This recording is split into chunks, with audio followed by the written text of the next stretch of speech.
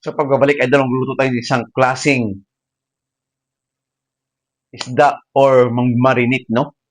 Wala tayong ketchup. Lalagay tayo ng 1 tablespoon. Estimate ko na lang, no?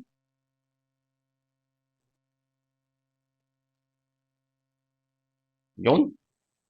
Kung kaya mag-estimate, mag-estimate na kayo, no? Mayroon akong Sprite, isang piraso, no? Hindi malamig. Kailangan natin hindi malamig, no? Sa marination natin ng, ano yon, isda, abangan nyo.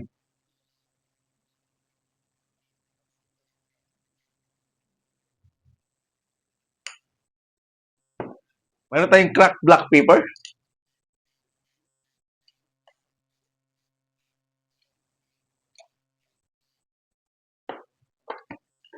Curing salt, meron tayo. Lagay tayo ng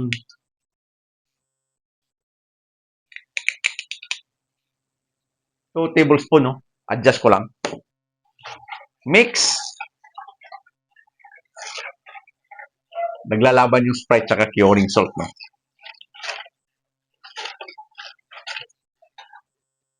At pagkatapos dyan, idol,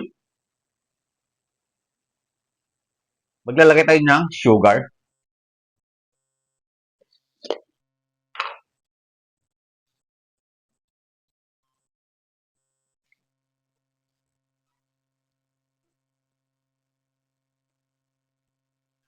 Four tablespoon lang. Mix lang natin to. Hanggang malusaw, no? Saan ba nabibili yung curing salt o salt na pula? Yung pang cured.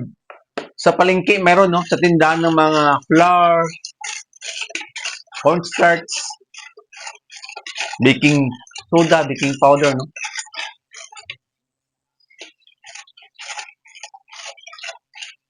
Pag nalusaw na, siyempre titikman na natin.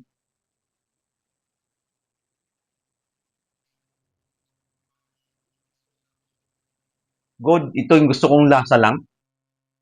At lalagay na natin yung ika nga bangos natin, no? Isang pirasong buo, boneless, at may idea na kayo kung anong tawag dito.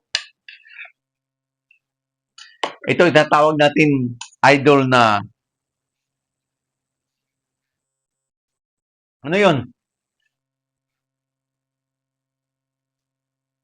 Tosinong bangos.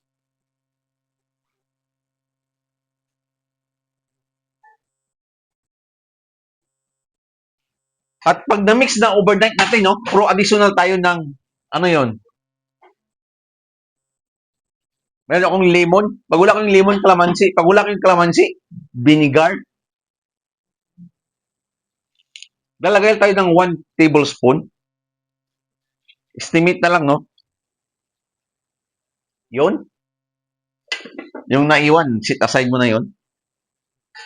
Pag ganito na siya, lalagay nyo sa isang container. I-overnight nyo, kinabukasan nyo lutuin, no? Hindi kayo sunod na araw. Tatagal ba to sa freezer? Kung ipi-freezer, tatagal. 1 to 3 months, idol, no? Pag ganitong marination. Ganyan lang gusto kong kulay, no? Tapos pag nagluto kayo, tanggalin na yung sabaw na tapon nyo na. At bago tayo magtapos, ika nga, sa hindi pa nakapollow, follow nyo ako sa YouTube channel ko, TikTok account ko.